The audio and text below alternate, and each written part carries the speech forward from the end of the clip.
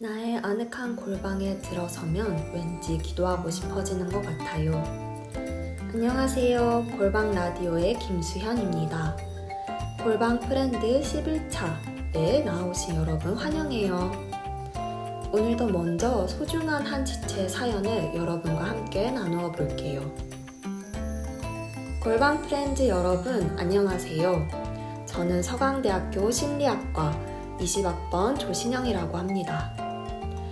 매번 골방 프렌즈에 올라오는 다른 골방 프렌즈 분들의 사연을 재밌게 들었었는데 저에게도 기회가 올 줄을 몰랐네요. 제 사연을 여러분과 나눌 수 있어서 너무 감사해요.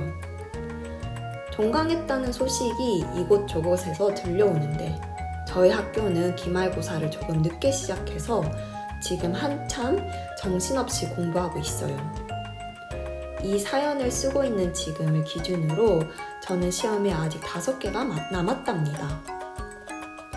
종강하셔서 쉬고 계신 여러분들이 부럽습니다. 그래도 이렇게 사연을 적으면서 잠깐 일탈을 하고 있어요.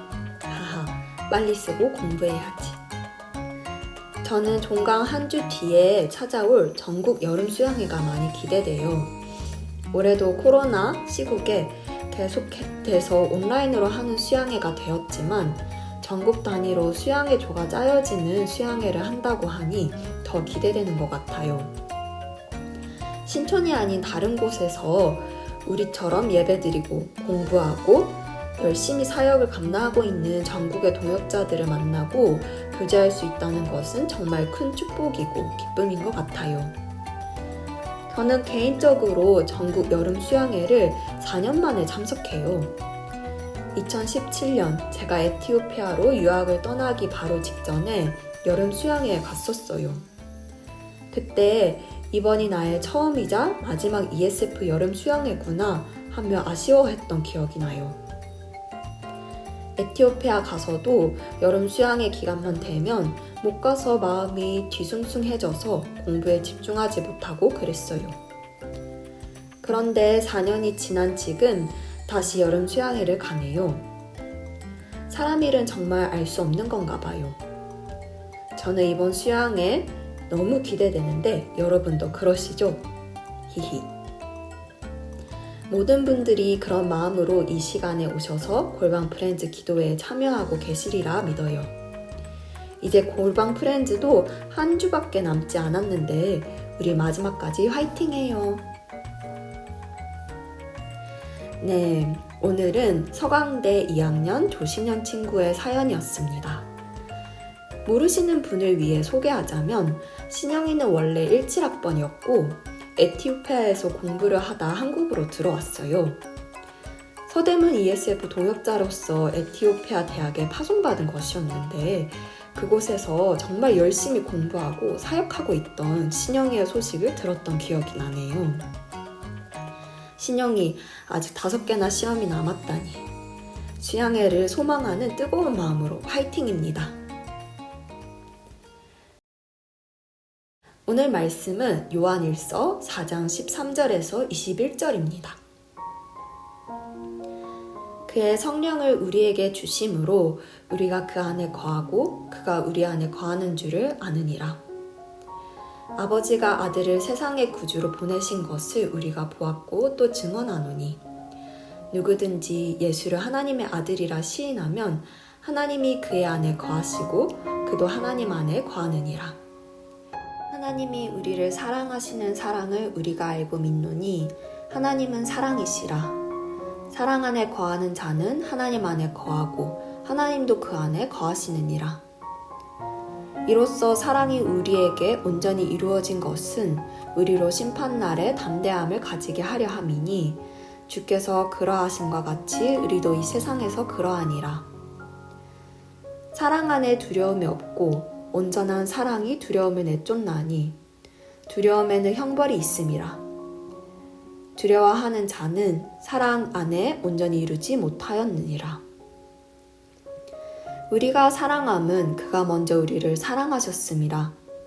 누구든지 하나님을 사랑하노라 하고 그 형제를 미워하면 이는 거짓말하는 자니 보는 바 형제를 사랑하지 아니하는 자는 보지 못하는 바 하나님을 사랑할 수 없느니라.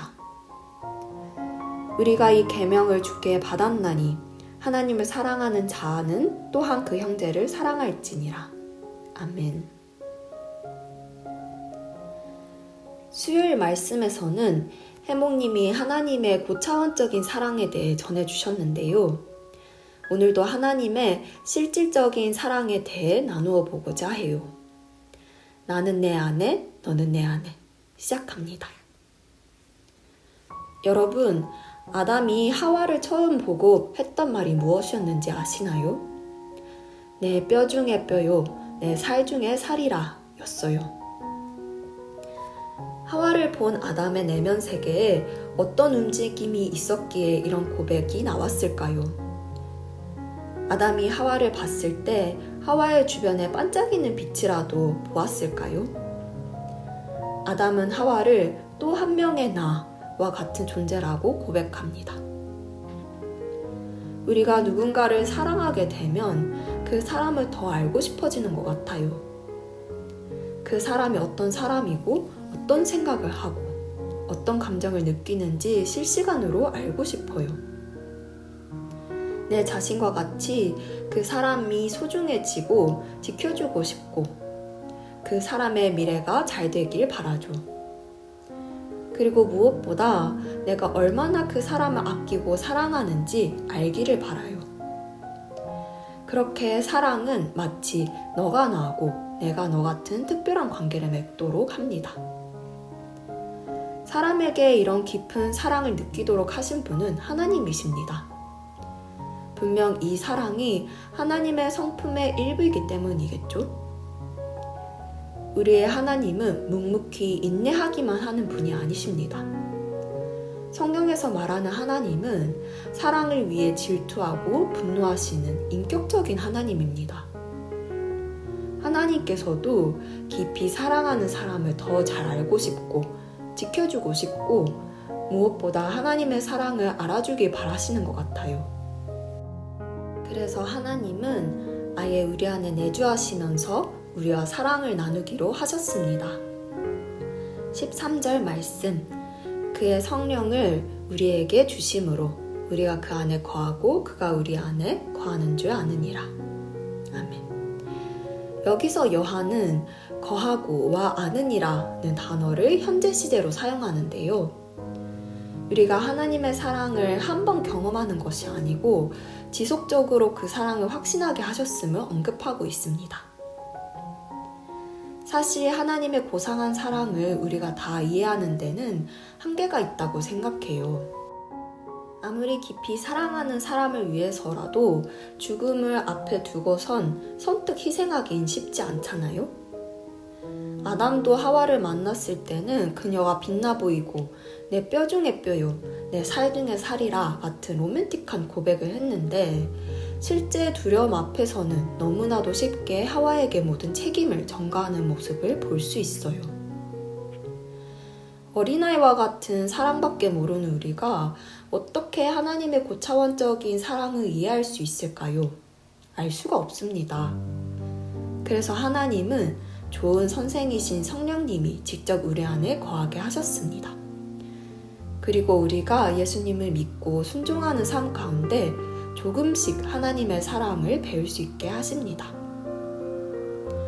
여러분은 하나님의 사랑을 배운 적이 있을까요? 저의 사랑의 기준은 오랫동안 해몽님과의 관계였습니다. 하나님을 늦게 만나게 된 저는 날마다 하나님에 대한 새로운 묵상들을 했었어요. 그리고 날마다 해몽님을 만나 오늘은 이런 묵상을 했다, 이런 걸 느꼈다, 어떻게 사역을 하면 좋겠다 하고 늘 신나게 나누었습니다. 그렇게 해몽님과 많은 시간을 함께 보내고 각자의 생각을 나누다 보니 해몽님에게 특별한 재주가 생겼는데요. 제가 샤오미를 미샤라고 잘못 말해도 아 그거 샤오미? 하면 바로 알아듣는 스킬이 생겼습니다. 정말 사소해 보이는 일이지만 저에 대해 아주 잘 알게 되면서 생긴 스킬이었던 것이죠. 저에게 해몽님과의 동역의 관계가 특별했던 이유는 지금까지 친구들과 맺었던 관계와는 달랐기 때문이에요. 친한 관계를 한 단계 넘어 하나님께서 바라시는 깊은 사랑의 관계가 어떤 것이었는지 처음으로 생각하게 된 은혜의 시간이었습니다. 그런데 이런 특별한 관계를 나를 너무나도 사랑하시는 창조주 하나님과 맺는다면 얼마나 좋을까요? 요한은 하나님과의 그 깊은 사랑의 관계는 두려움마저 내쫓아 버린다고 말해요. 18절 말씀. 사랑 안에 두려움이 없고 온전한 사랑이 두려움을 내쫓나니 두려움에는 형벌이 있음이라. 여기서 형벌이란 마지막 심판날에 있을 형벌을 말하는데요. 마지막 심판의 날이 아니더라도 우리는 때때로 이 심판의 날과 같은 두려움을 겪게 됩니다. 바로 하나님과의 사랑의 관계로부터 벗어났을 때죠. 이 심판의 날을 상기시키는 두려움이란 현실적으로 어떤 두려움일까요? 우리는 참 많은 두려움 가운데 살고 있는데요. 우리가 자주 불안해하고 조급해지는 상황들을 보면은 대부분 하나님께 이런 근본적인 질문을 가지게 될 때예요. 하나님, 제 미래를 보장해 주실 거죠? 하나님, 이 불의한 세상에서 정직하게 살려고 노력하는 제가 바보가 되지 않을까요? 하나님, 제가 이렇게 희생하면서 훈련받는데 나중에 후회하지 않겠죠? 내가 더 이상 손을 쓸 수 없는 상황에서 하나님은 저에게 유익하게 인도해 주실 건가요? 우리는 모두 내가 너무나도 무력해서 내 능력으로는 통제 불가능한 상황이나 미래, 그리고 관계에서 자주 두려움을 느낍니다. 하나님과 아무런 관계를 맺지 않는 사람은 자신의 무력함과 두려움 안에서 계속 불안해할 거예요. 아무도 내 미래를 보장해주지 않고 내 힘이 더 이상 아무런 효력을 발휘하지 못하게 되었을 때 가만히 그 결과가 나오기만을 지켜볼 수밖에 없기 때문이죠. 하지만 하나님이 나의 편을 들어주신 아버지와 같은 관계를 하나님과 맺는 사람은 어떨까요? 하나님이 나에 대해 정죄하지 않으시고 나를 얼만큼 사랑하시는지 확신하는 사람이라면 하나님께서 나를 불행 가운데 놔두는 분이 아니심을 믿을 수 있습니다. 불안한 상황 속에서 당장 믿음의 확신이 없을지라도 내 안에 내주하시는 성령님께 직접 물어볼 수 있습니다. 요한은 우리가 날마다 하나님 사랑 안에 거하는 삶을 통해 하나님의 나를 향한 사랑을 확신하라고 합니다. 그 사랑이 우리를 두려움으로부터 자유케 하기 때문이에요. 그리고 지금 뭔가를 걱정하고 두려워하고 있다면 다시 그 온전한 사랑을 이루어 담대하라고 권합니다. 우리 삶 속에는 다양한 두려움이 있지만 오늘은 특별히 우리 공동체 지체들과의 관계에서 겪게 될 두려움을 같이 생각해 보아요. 여러분은 캠퍼스 동역자와 양들에 대해 얼마나 잘 알고 계실까요? 우리는 나와 잘 맞는 사람을 내가 선택한 것이 아니에요. 하나님께서 공동체로 불러 모으신 지체들을 만나는 것이기 때문에 나와 마음이 맞지 않을 경우가 더 많죠. 나와 성향이 너무나도 다르다거나 내가 감당하고 참기 힘든 연약함을 가졌거나 또는 은연중에 나를 상처주는 가치관을 가진 친구들일 수도 있겠어요. 또는 내가 내 자신을 잘 보여야 하는 책임감을 느끼는 대상일 수도 있죠. 하나님과의 관계에서 우리는 내 자신의 죄만 감당하면 됩니다. 그러나 지체들과의 관계에서는 그렇지 않아요. 이 관계에서는 내 죄뿐만 아니고 그 지체의 연약함 또한 우리가 지게 됩니다. 그래서 더 힘들고 어려워요.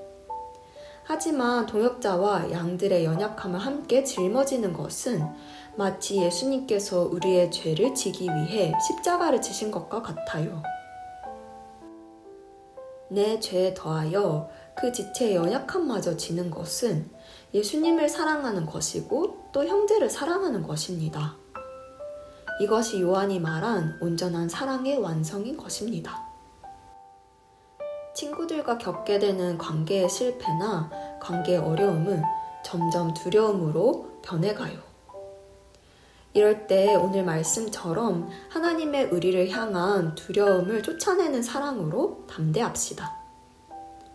그리고 우리 동역자와 양들의 연약함을 함께 지는 온전한 사랑을 이루는 우리 공동체 되기를 바라요.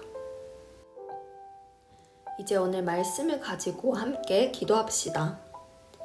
먼저는 하나님의 사랑이 우리의 사랑과 아주 동떨어진 것이 아니고 내가 누군가를 사랑했을 때의 감정과 같다는 것을 기억해 보아요.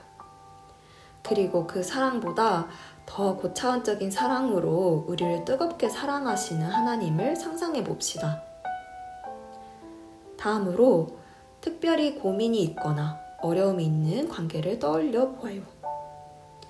그리고 그 지체에 어떤 부족하고 연약한 모습을 내 몸과 같이 수용할 수 있게 또 함께 짊어지겠다는 결단을 할 수 있도록 예수님께 구해봅시다.